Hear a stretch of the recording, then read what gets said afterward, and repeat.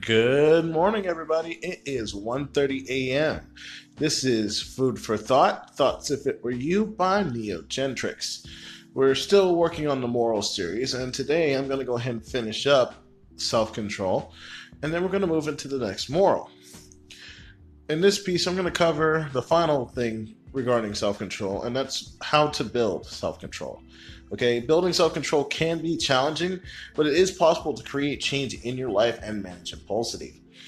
Feeling more in control of yourself and your actions can lead to feeling more in control of your life, or feeling more empowered about who you are and helping boost your feelings of self-esteem.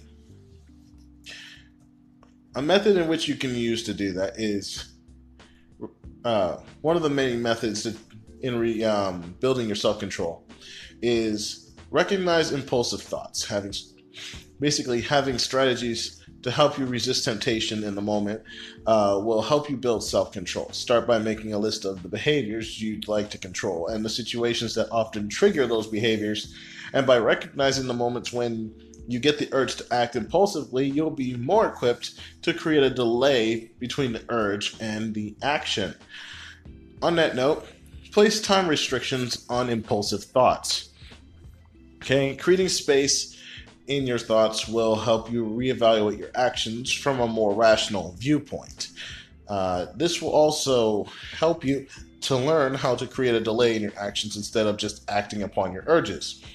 For example, if spending money or shopping is one of the areas that you want to build self-control, then place a 24-hour hold on any purchases before you buy anything.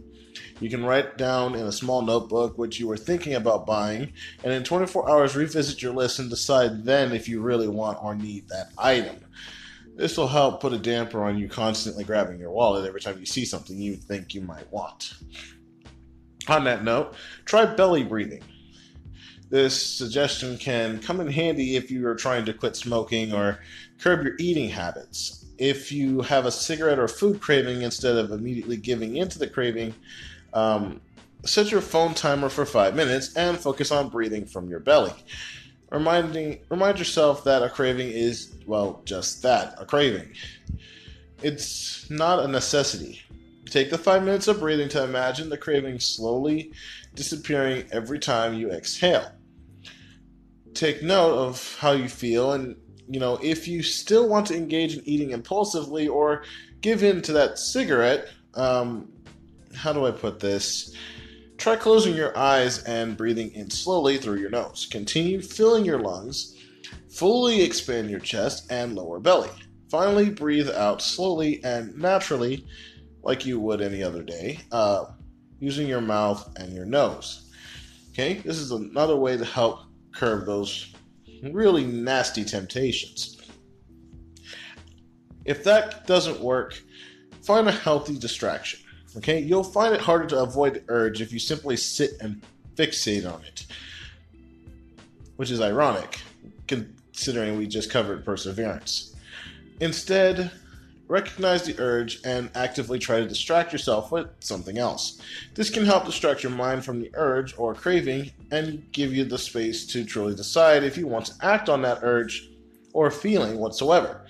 Sometimes doing something with your hands is usually helpful, such as crocheting, knitting, folding origami, or, well, I can't believe I'm saying this, even texting a friend can be used as a distraction so you don't do something you, don't want to do. Next, have a go-to activity, okay? In addition to momentary distractions, actively try to replace the behavior you want to control with a substantive alternative. By giving yourself more time to take the decision, you can make a clearer, more empowered decision. For instance, if you're trying to stop spending money, you can go for a walk in a green space where you won't even have the opportunity to shop, like a forest or a park. Or if you're trying to control overeating, you can develop the habit of hitting the gym when the urge to overeat arises. That's just one method of building self-control.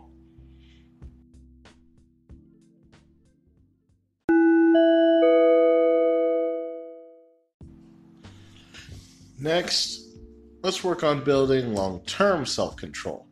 Okay? First off, make a list of the habits or behaviors you want to control. Okay? If people in your life have made suggestions about your habits, take those suggestions into consideration. Don't just yell at them, which is also rude, by the way. Remember that true change comes from the inside. So also listen to your intuition and honor how you feel, as well as feedback you have received from people in your life. You have to be committed to making change and building self-control in order to truly change your behaviors. Okay? Some examples might be smoking, eating, work habits, productivity, yes, alcohol, controlling your temper, shopping, and spending money, etc.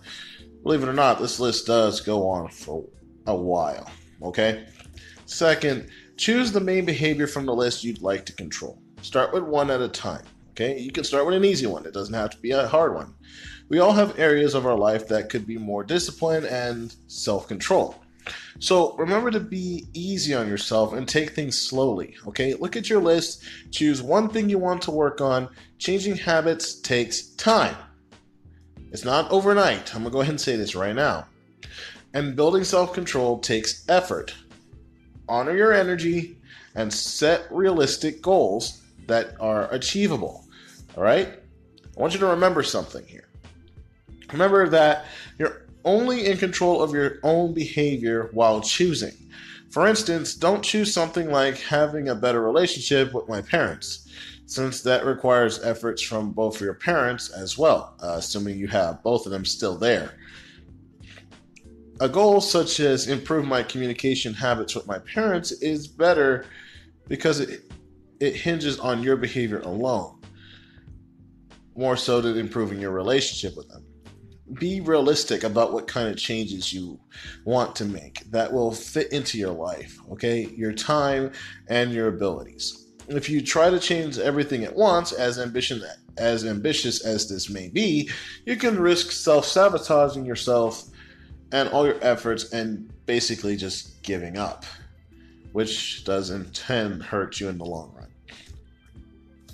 Third, research the behavior, okay, the issue you're having. Educate yourself as much as you can about how others have built self-control in similar situations. Ask friends or loved ones who have made similar changes in their lives. Do not do an internet search about the specific thing you're trying to change. For example, if overeating is the behavior you wish to decide to change, find books about impulsive eating or binge eating and gather as many helpful strategies as you can about how to build self-control around eating. Start a journal just for eating. Yes, I'm not making a joke here. Start a journal just for eating. For example, write down or keep track of as many strategies as you come across. This gives you more options to try to discover what will work for you. And don't be afraid to try them, okay? Fourth, take an honest inventory of yourself. Keep a personal journal so you individualize your experience in enacting change, developing awareness about your emotional triggers, how do I phrase this, that cause impulsivity, the impulsivity, I don't like the way that word sounds, I'm sorry. Let's just say lack of self-control will help you recognize the behavior, okay? Nurturing awareness around your impulsive behaviors will help you feel more in control of yourself. It can also help you make decisions about how you want to build your self-control. It's all about what feels right for you, and building self-control starts with awareness of why you sometimes feel impulsive. Staying with the example of binge eating, examine how you feel when you're impulsively eating. Do you notice that you tend to binge eat when you're stressed? For most people anyway. Maybe you binge eat to celebrate too. Like when your favorite basketball or football team wins the game. Do you find yourself binge eating when you feel anxious or sad, like watching a really sad movie? If this is the case, then you need to, fifth, set a realistic goal. Okay? Part of failing with regard to developing self-control is getting frustrated with yourself for not changing overnight, or being able to quit a behavior cold turkey, which actually sounds really good at the time of doing it anyway. Set yourself up for success in your efforts by setting realistic goals and tapering away from the behavior rather than stopping it all at once. If you're building self-control around compulsive eating, for instance, don't try switching to nothing but fruits and vegetables all at once, because it's way too dramatic a change, not to mention unsustainable, and your body will not like you for it in the long run.